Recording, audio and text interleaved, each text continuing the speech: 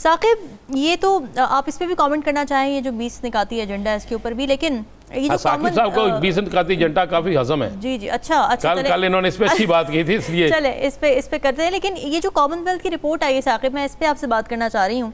अब इसमें जो 8 फरवरी को इलेक्शन हुए उसमें बहुत सीरियस सवालात हैं, और ये वो सवालात हैं जो हम एज ए जर्नलिस्ट भी उठाते रहे उस वक्त जब हम कवरेज कर रहे थे। क्या कहती है रिपोर्ट, इसकी ज़रा हमें कुछ तफसीलात तो बताएं और फिर उस पर आपका तज्ज़िया भी। बिल्कुल, ये सिर्फ मैं एक वो 20 या 21 नुकाती जो आया है फार्मूला, उस पर सिर्फ एक बात करूँगा कि जो वज़ीर-ए-आज़म शहबाज शरीफ साहब की जानिब से वेलकम किया गया। ठीक है, 8 जो वज़रा थे मुस्लिम ममालिक के, उन्होंने कलेक्टिव एक एफर्ट की, अपनी इनपुट दी और उसके बाद ये मामला हुआ। तो इतनी जल्दी की क्या ज़रूरत थी? आप पार्लियामान में सियासी जमातें, बाकी एक मुशावरत का सिलसिला होता है, तो इतनी जल्दी की क्या ज़रूरत थी? और उसके बाद हमें सुबकी उठाना पड़ी कि आज हमें यू टर्न लेना पड़ रहा है। तो ये साकिब साहब उनको अच्छा हर नहीं काम में हुआ। जल्दी है, सफारती महाज पे आपने किस तरह हैंडल किया, मिस हैंडल किया। अभी जो है वो ख्वाजा आसिफ साहब एक ऐसा इंटरव्यू दे देते हैं इंटरनेशनल मीडिया को जो ज़ेर बहस आ जाता है कि उनके पास जवाब नहीं थे।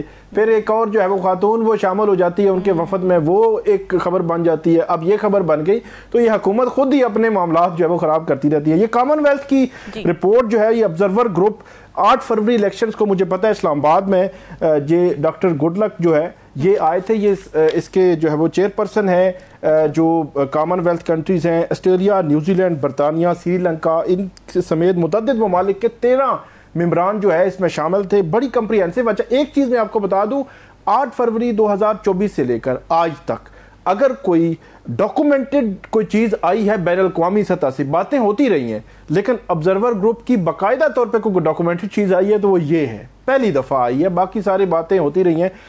रामीन ने बिल्कुल ठीक कहा कि ये सारी चीज़ें हम हाईलाइट करते रहे हैं, लेकिन ऑब्जर्वर ग्रुप ने उस पर स्टैंप लगा दिए, हाँ जी ये वाकई सारे मामला जो है वो हुए हैं। इसमें फॉर्म 45-47 का जो एक किस्सा हम डिस्कस करते रहे हैं, उसको उन्होंने कहा है कि कुछ फॉर्म जो है वो आल्टर हुए, उसमें कुछ तब्दीलियां जो की गई, उन्होंने ऑब्जर्व किया इस मामले को। फिर जो इलेक्शन मैनेजमेंट सिस्टम था जिसने इलेक्शन डे यानी कि पोल डे पर वो जो एक सिस्टम के तहत रिजल्ट्स आने थे वो नाकाम हुआ, मतलब पूरा एक सिस्टम लगा हुआ था, उसके तहत कोई रिजल्ट नहीं आया। तो उन्होंने कहा कि ये इलेक्शन कमीशन की बहुत बड़ी फेलियर था। फिर इलेक्शन लॉज जो तब्दील किए के बाद में इलेक्शन लॉज, और उसका असर पहले से उसका जो है वो कर दिया गया, उसके की इम्प्लीमेंटेशन पहले से होगी। उन्होंने कहा ये चीज़ भी इलेक्शन की शफाफियत पर सवालात उठाती है। फिर इलेक्शन ट्रिब्यूनल्स, पहले जो है वो सिटिंग जजेस थे, बाद में प्राइवेट जो दूसरे रिटायर्ड जजेस को ट्रिब्यूनल बना दिया गया लेजिस्लेशन करके।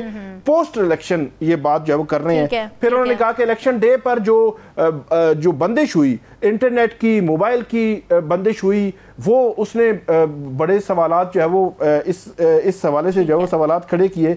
और मोबाइल कंपनीज जो मोबाइल की जो बात कर रहे हैं कि इंटरनेट की कनेक्टिविटी थी, लेकिन इसमें 2-3 पॉजिटिव चीज़ें भी उन्होंने की हैं, उसका जिक्र भी करना ज़रूरी है।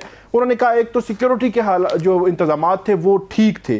फिर यूथ की पार्टिसिपेशन को उन्होंने बहुत ज़्यादा कहा। यूथ पार्टिसिपेशन, आप 8 फरवरी इलेक्शन में ऑब्जर्वर ग्रुप कह रहा है कि यूथ की पार्टिसिपेशन एक पॉजिटिव साइड थी। लेवल प्लेइंग फील्ड पीटीआई को जो है वो जो प्री इलेक्शन था वो नहीं उस तरह मिली, उसको साइडलाइन करने की कोशिश हुई। बल्ले का निशान, उसको उन्होंने डिस्कस किया है। फिर उन्होंने कहा कि अदालती मामला है, अदालती फैसला था, उसको भी उन्होंने क्रिटिसाइज किया है। फिर जलसे जुलूस जो प्री इलेक्शन थे, इलेक्शन से पहले, वो उससे लग रहा था कि शायद एक जमात को वो नहीं करने जो है वो दिए जा रहे। तो ये मेजर जो चीजें हैं इसमें सामने आई हैं। कॉमनवेल्थ की जो रिपोर्ट है, बताया आपने इस बारे में बिल्कुल बहुत डिटेल से बताया। मुझे इस वक्त ब्रेक पे जाने का है, मैं ब्रेक से वापस आऊंगी, फिर डिस्कशन को आगे बढ़ाएंगे।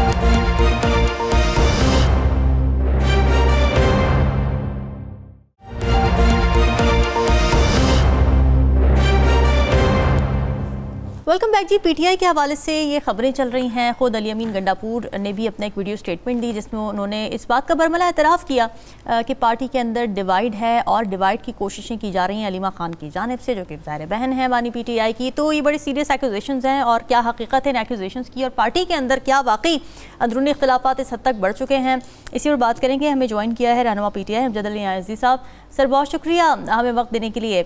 अमजद साहब, अलीमा खान पार्टी में एक डिवाइड क्रिएट कर रही है, ये स्टेटमेंट है अली अमीन गंडापुर साहब की, आप इस बारे में क्या राय रखते हैं? बिस्मिल्लाहिर्रहमानिर्रहीम। बानी पीटीआई जनाब पैटर्न चीफ इमरान खान साहब ने किसी भी फरीक को जो है इस मामले के ऊपर जो है डिबेट करने या स्टेटमेंट देने से मना किया और हमें भी मना किया। ठीक है, चूंकि वो इस मामले को बजाते खुद देख रहे हैं, लिहाजा मैं इसके ऊपर कमेंट नहीं करूंगा तब वक्त कि खान साहब कहीं नई डायरेक्शन ना आ जाए। दूसरी बात है कि जहाँ इतनी बड़ी पार्टी हो ना, तो वहाँ ये छोटे मोटे इख्तिलाफ चलते रहते हैं, इसको आप सीरियस ना लें, क्योंकि पार्टी है और ये मैं कहता हूँ कि जिस तरह पार्टी नहीं, इंसानों का जंगल है जिसका कोई शुमार ही नहीं है। तो इसमें जो है ये मामूली बात है और इसको मीडिया खास तौर पे पीटीआई के हवाले से तो काफी उछालता है, लेकिन इसको उछालना नहीं चाहिए, क्योंकि जो भी है जहाँ पे भी बैठा है, जिधर है, चाहे पाकिस्तानी ओवरसीज पाकिस्तानी है या पाकिस्तान के अंदर है, वो इमरान खान के अहकामात का पाबंद है, ये बात जहन में रखी बस। अच्छा अमजद साहब, ये तो बात दुरुस्त है कि तहरीक इंसाफ वही है जिसके जो इमरान खान के साथ है, जो इमरान खान के साथ है तहरीक इंसाफ का कारकुन उसके साथ है, और जो इमरान खान के साथ नहीं है तहरीक इंसाफ का कारकुन उसके साथ नहीं है। ये 8 फरवरी के इलेक्शन में ये चीज़ वाज़ेह हो गई थी और आज भी यही चीज़ है, इसमें तो कोई दूसरी राय नहीं है। क्या केपी के, चले मैं इख्तलाफात वाली बात नहीं करता, वो तो हमें पता है आज बानी ने वाज़ेह तौर पे अहकाम जारी कर दिए, क्या केपी के में 2 वज़रा के इस्तीफ़ों के बाद 2 वज़रा के इस्तीफ़े और भी आने वाले हैं, कोई तब्दीली या उसके मामले को भी ये जो अली अमीन गंडापुर को बुलाया गया है हल करने के लिए बुलाया गया है? देखिए, चीज़ें खान साहब ने खुद आज जो है वो पैगाम भेजा है, हुक्म दिया है, तो उनको सबको बुलाया है जो स्टेक होल्डर्स हैं। कल देखे मुलाकात होती है, उसके बाद क्या आउटकम आता है। दूसरा, आपने देखा होगा कि 27 का जलसा, भाई अजीम आप बगैर चीज़ें देखते हैं और पॉलिटिकल आंख भी रखते हैं आप, कि खान साहब के एक हुक्म पे 5-6 लाख लोग जो है वो पेशावर के अंदर इकट्ठे हुए, ना मेरे लिए आए न किसी और के लिए, वो सिर्फ और सिर्फ इमरान खान के अहकामात के नीचे आए।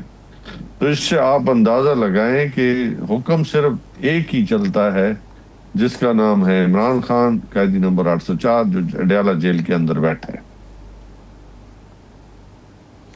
नियाज़ी साहब, ये बताइएगा कि आपने जिस तरह कहा कि हुक्म एक ही चलता है, 27 सितंबर के जलसे की अनाउंसमेंट इमरान खान साहब ने की, बल्कि प्रपोज़ल भी उनकी तरफ से आया कि जलसा करें आप पेशावर में। फिर हमने देखा असम्बलीज़ में भी जो वहाँ से जो कमेटीज़ हैं उनसे आप अलग हुए, बाकी चीज़ें भी सारी होती रहीं। जलसे में कोई फ्यूचर का कोई प्लान हमें नज़र नहीं आया कि फ्यूचर में क्या होगा, आपने क्या करना है, कैसे करना है, क्योंकि आपके जलसे, जुलूस, एहतजाज तब मौसर होने हैं जब पंजाब और अब इस्लामाबाद का आपने रुख करना है, और नवंबर तो गुजरे मेरे ख्याल में साल हो गया। अब अगर आप नहीं करते तो फिर तो मेरे ख्याल में पॉलिटिकल स्ट्रगल का असर हुकूमत पर तो नहीं हो रहा। हुकूमत तो आप बिल्कुल पैनिक भी नहीं लेती, बल्कि लंबी चौड़ी वो उस पर बहस भी नहीं करते।